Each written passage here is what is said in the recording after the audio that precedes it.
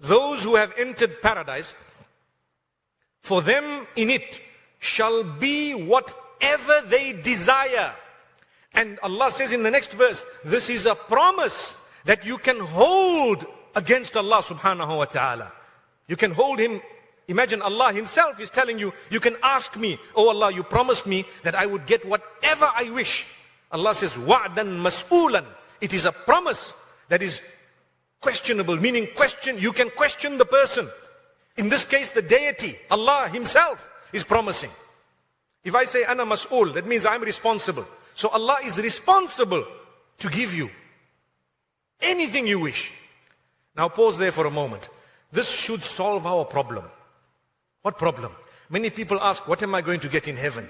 You know, the men get the hur. What do the women get? Relax. Whatever you want, you're going to get it. Trust me. Anything you want. Now we start saying, okay, that means my cat is going to be with me.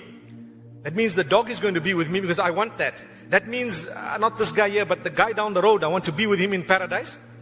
And that means that, I need to have this car. What's the latest vehicle? Can someone say one of the latest cars that they are today?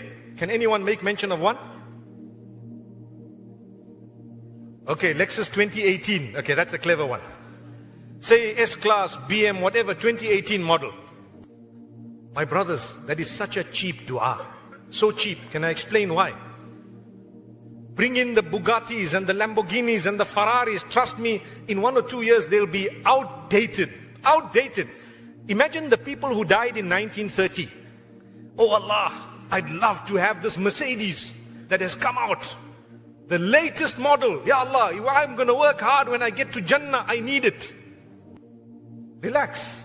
Those 1931 Mercedes, no one wants to see them today. Besides those who deal in vintages, if the car is of a good condition, no one wants it. So it's a wrong dua.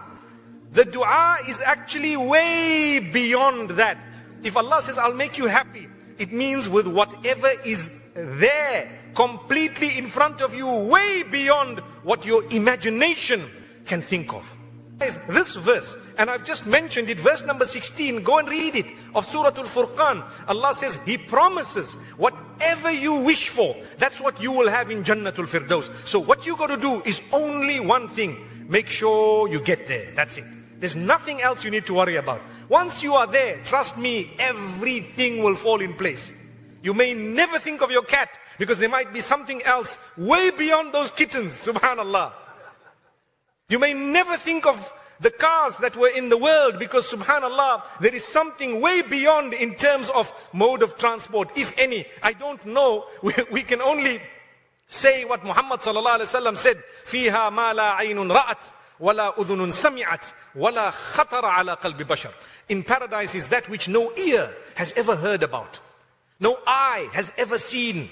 Shaitan's plot is to make us fight about what we're going to get in a place that we actually have not even reserved a seat in.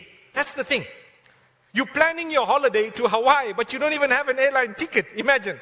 First work hard to get the ticket, then we'll talk about what we're going to do when we get there, inshallah.